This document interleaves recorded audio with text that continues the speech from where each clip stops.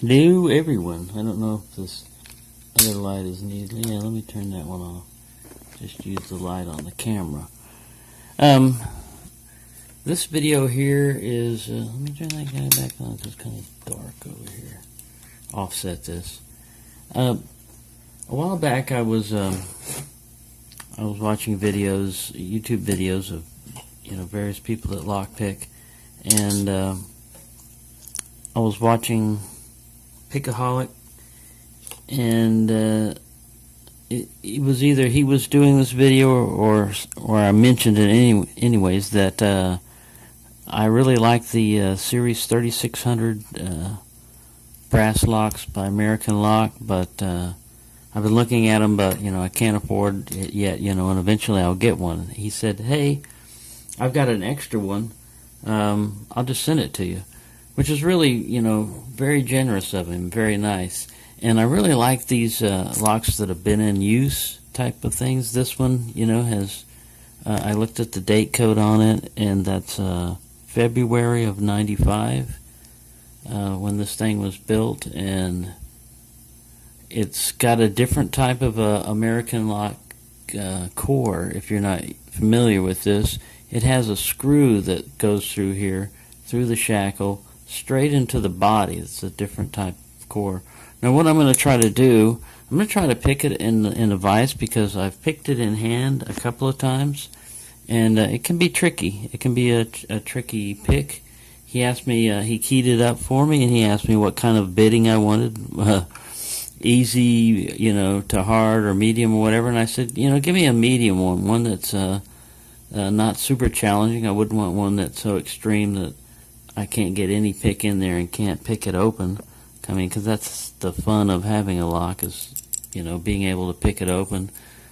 Even a hard lock that you can't pick open right away, when you eventually develop the skills for it, it's good. But some that, physically can't be open, to me, that's just like kind of a novelty. So it works well. The key works well. There's no, hang up to it. And when I first got this lock, I picked it in hand. In like the first 5 minutes I had it, and I thought, well, that's pretty cool. I should be able to do a video on that. Let me try that again. I didn't try it right away. I tried it, like a few hours later, and I had a hard time getting into it. And I was like, what the heck? So this morning I tried it again in hand, and I was able to get it open eventually. I keep doing things wrong, oversetting pins and stuff. And I was looking in here. This thing will focus, and it might have a serration on that long of a. If you look at the cut, this is going to be the longest, or one of the longest drops. Maybe the one on the very end is longer, further reaching, but pin 1 has enough depth down there that if it had the serrated key pins, you would see them. You would see at least one of them right there. So without babbling on too much, because I do want to hopefully catch this on video, I'm going to try to lock this. And I also need to practice picking and gutting, so brass, is soft and will mar. So if you don't have like rubber on your vise, like I don't, it'd be best to put like a rag or a piece of leather in there, but I don't mind putting extra marks on it right now, because, like I said, I like the looks of a weathered lock, and they pick differently too. I mean, I also had to make my own little. I seem to have lost all my, not all, but the majority of my 50 thousandths top of the keyway pry bars. I only have one left. I don't know where these things disappear to. I mean, I'll have them one moment and then they're gone. And I copied Leon's lock pad way of kind of making a little cutout there for the tensioning. This works fairly well. Another thing that I thought of is 50 thousandths, right? So windshield wiper blades are around 23, 25 thousandths. If you fold this over twice, now probably will take it, because to break this was a little bit long, and to break this end piece off, I flexed this back and forth like 3 times before it snapped. So you should be able to fold it back on itself and make one that fits right in there. That would be cool. I ran out of thick windshield wiper blade inserts. This is the last of mine, and I could probably use a thinner one, but this one is like the perfect length on there. You know, it's like the same length as the keyways. So let us stop babbling like I am and see if I can pick this on camera. If not, you know, if I run out of time, you know, get this within 5 minutes or so. This will at least go out as an appreciation video. And the way I do things with this is, you know, I don't have a lot of money and I don't have a lot of locks to trade and stuff like that. But I will, you know, you send me something like this, I will send you something back. And it's just because you need to encourage people that are generous like this, you know. He wasn't expecting anything back, so I'm going to send him something back. And I don't want to spoil, you know, what it is right now. Like I said, I don't have a lot of money, so it won't be anything super elaborate, but just a way of saying, you know, thank you for helping me out, because it would have probably taken me, when I was looking at websites that have the new ones, they say, yeah, we have them, but we don't have them in stock, and there'll be a 3 to 4 week lead time from the factory before it ships, because it's like ordered from the factory. It's not a high demand call for it or something, I don't know. Alright, so I was getting a false set the first time I did this, and I was putting in, like I said, I have never picked this from the vise. I've always picked it in hand, and always. I've only opened it twice. Let me position this a little bit better so that you can see. And if I run up, I'm at 7 minutes, you know. It's like the countdown. I spent too much time babbling. I should have, you know, had it in the vise and tried to open it first. But it's a fun pick. Oh, there it went. Look at that. I was able to get it. So thank you, Pickaholic, for this a lock. It's a fun pick, and I really like it. I can try to do a quick gutting, but you know how I am with guttings. Shit happens. This is what they say in the industry. Whatever industry you happen to be in, that's what I say when I go to do a gutting. But it's a Phillips head screw. I've never taken this. Well, I've taken the core out, but I've never gutted it. Just because I wanted to see if I could swap out this other American lock. See how that has a different type of core? I saw a bunch of these for sale on eBay once, and I went, wow, I wonder what that goes to. And you can see how they're different, obviously, you know, from the APTC12 or something like this. They make a 14, which is a 6-pin version of that. But this is a different type of core, so you need a different type of... Not follower. The follower should be alright. Anyways, let me get all my gadgets out, stop running my mouth, and see if I can't mess it up. So, since we have the key, we want to put the key back in here and lock it up, just to prevent us from messing things up any further than I normally do. It looks like we have a C-clip up here, so I get my little C-clip remover tool. See, the core wanted to turn even with the key in there.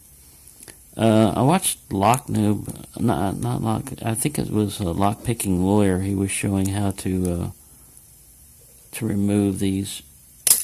Bing! That's not the way to do it if you want to find them. There we go. Runaway C-clip.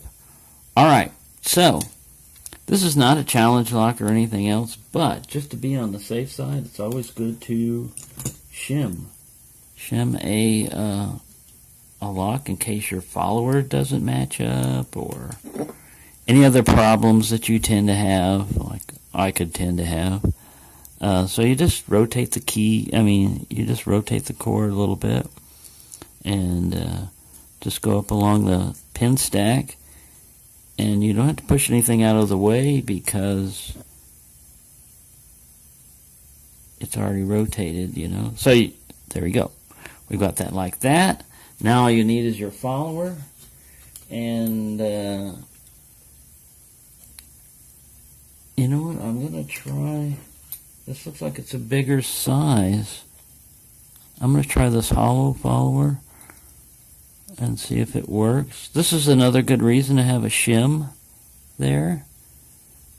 Also, you want to orient this lip. If you see a lip, it'd be up underneath this. So here we go, folks. This excitement is killing me. You push all that out, and if everything works well, bingo. There we go. Wish I could add in a little applause thing in the background. Yay! Wee! Clap, clap, clap, clap, clap. All right, we're at 11 minutes. We're going to keep going because this is fun and informative. To me, at least, because I can always go back and look at these videos and say, well, you remember when you were that incompetent, or it took you that hard to, was that hard for you to get a lock apart. So there's a standard driver in pin 1. I'll pull these up later on. I'm just dropping them off because I am running out of time. Oh, and guess what? He pinned it up for 6 pins. So that's pretty cool. That's very nice. I wouldn't have known that, I'll put these guys over there. They're all standard pins. I'll just orient them real quick, and we want to get into the gutting real quick of the core because this is going to be very interesting. I'll go from pin 1. It's good you got a little screw hole here to let you know what's front and the back is.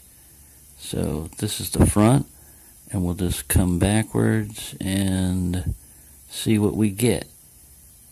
Now the hollow followers a lot of people don't like because your pins tend to shoot up. Bing!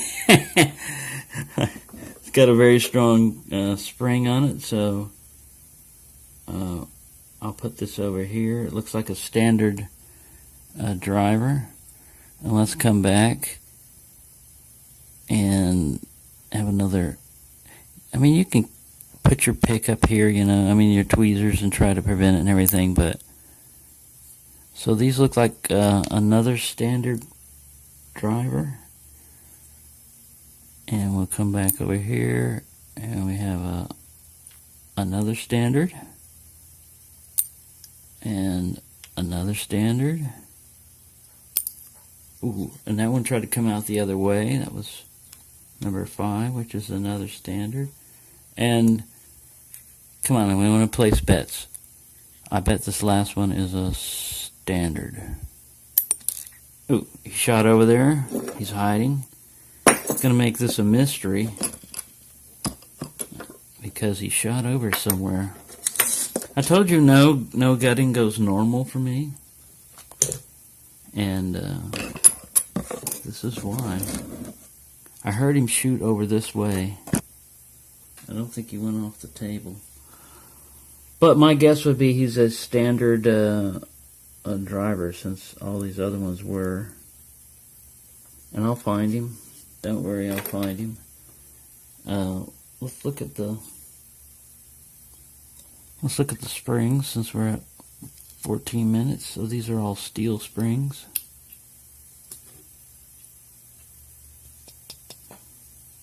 There was a driver, definitely. Oh, there he is. Hiding over there.